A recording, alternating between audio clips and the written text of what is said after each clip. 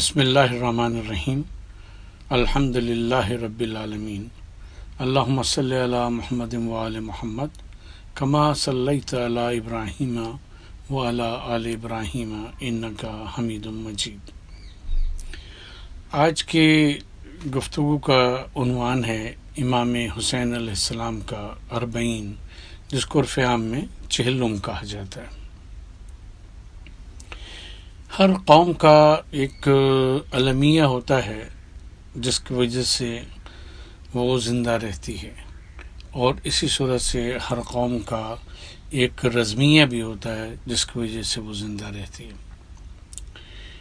واقعہ کربلا میں رزمیہ اور المیہ دونوں اکٹھے ہو گئے ہیں۔ اس کی وضاحت یوں ہے کہ قوم اور انسانی ذہن مجرد تخیلات کی دنیا میں نہیں رہتا، اس کو ایک ظاہری مینیفیسٹیشن، ایک ایسی چیز کہ جس کے جو مظہر ہو اس کے اندر کے جذبات کی ترجمانی کا، وہ چاہیے ہوتی ہے۔ کبھی وہ خوشی کا اظہار کرتا ہے تو اس میں وہ ناچنے لگتا ہے، کبھی خوشی کا اظہار کرتا ہے تو تالیاں بجانے لگتا ہے،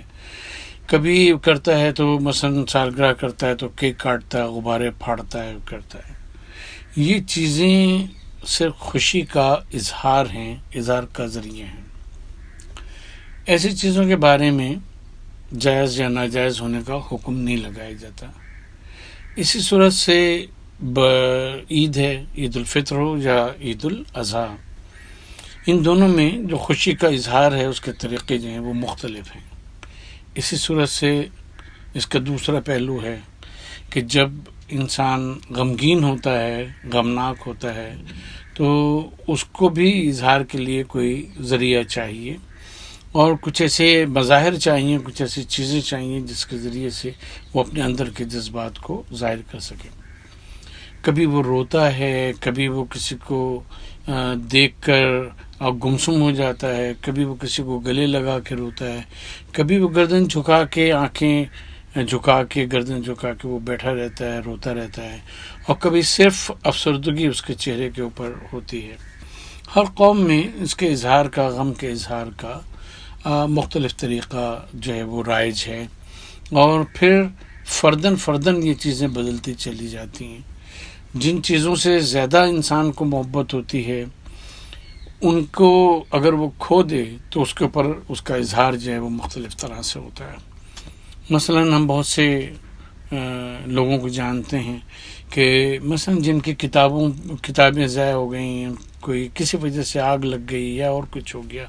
تو وہ بے ہوش ہو گیا، ان کا باقاعدہ ٹریٹمنٹ کرنا پڑا، یا ذہنی بیمار ہو گئے۔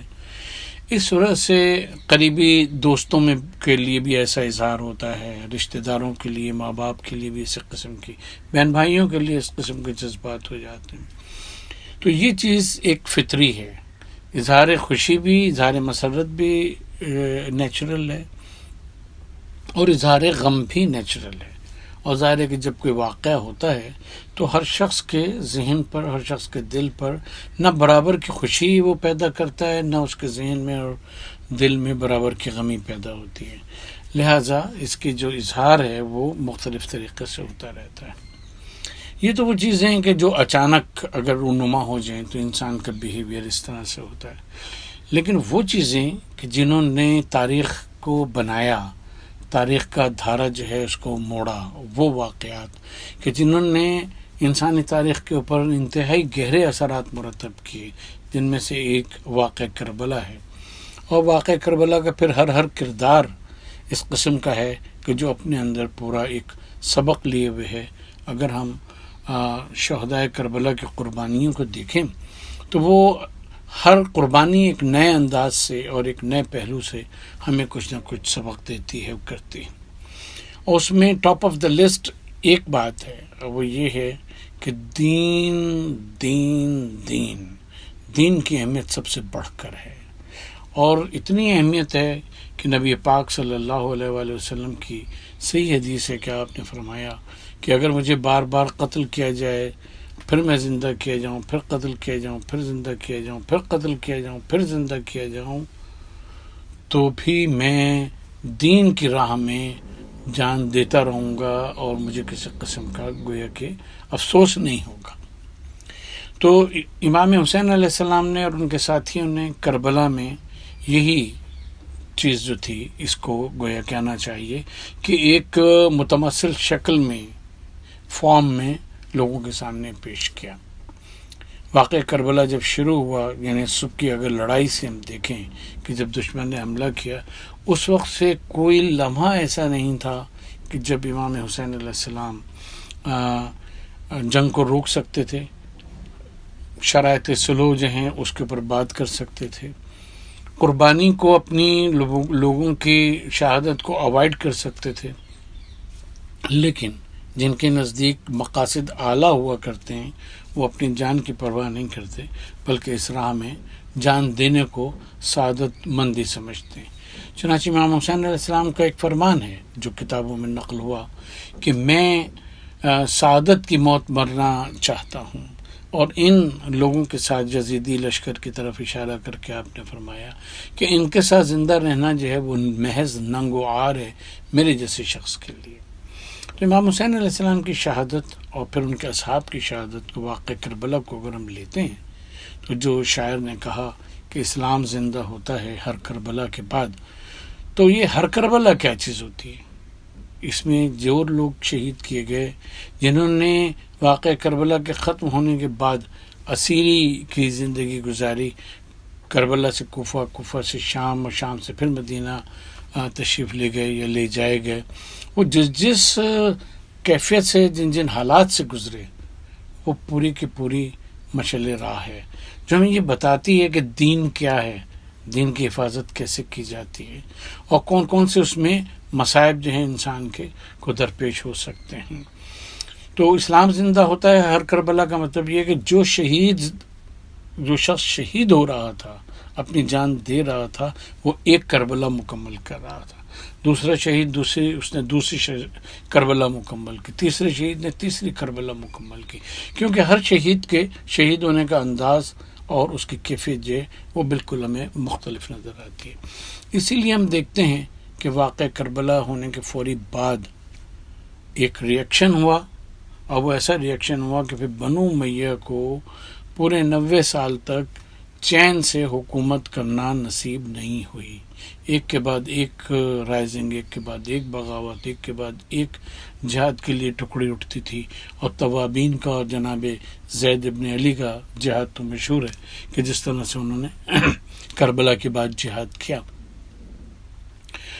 تو جب ہم 40 تک پہنچتے ہیں تو 40 کے بیچ میں بھی واقع کربلا کو یاد کیا جاتا ہے۔ اس کی وجہ یہ ہے کہ جو چیزیں بار بار دہرائی جاتی رہتی ہیں وہی تاریخ کا حصہ بھی بنتی ہیں، وہ ایک امپیٹس پیدا کرتی ہیں، ایک جذبہ پیدا کرتی ہیں، ایک تحریک پیدا کرتی ہیں لوگوں میں کہ یہ واقعہ جو ہے یہ ہوا جب امام حسین اور ان کے اصحاب اس کے خاطر اپنی جان دے سکتے تھے دین کی، تو دین پہ جب بھی اثر پڑے گا، دین کے اوپر جب بھی وقت آئے گا، دین کو ڈسٹارٹ کرنے کی جب بھی کوشش کی جائے گی، تو جب حسین نے اس کے لیے قربانی دی، جب علی اکبر نے، جب عباس نے، جب آن و محمد نے، جب قاسم نے اور دیگر جو شہداء کربلا ہیں، انہوں نے اپنی جان کو کچھ نہیں سمجھا، تو ہم لوگ تو ان کے مقابلے میں ان کی گردے پا بھی نہیں ہیں۔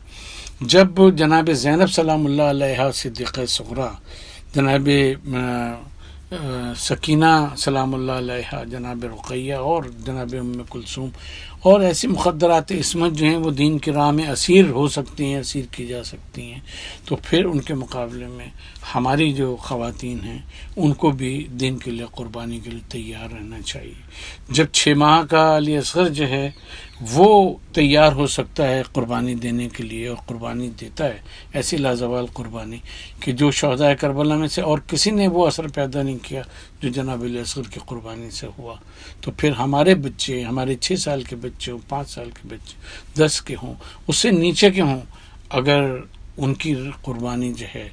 وہ رائے خدا میں ہوتی ہے تو یہ افسوس کا مقام نہیں، یہ فخر کا اور کہنا چاہیے کہ مباحات کا مقام ہے کہ ہم یہ کہیں کہ ہم نے دین کی بقا کے لیے اور دین کے ارتقاء کے لیے ہم نے اس معرکے کو یاد بھی رکھا اور اس معرکے کو سجایا بھی۔ وما علینا الا البلاغ۔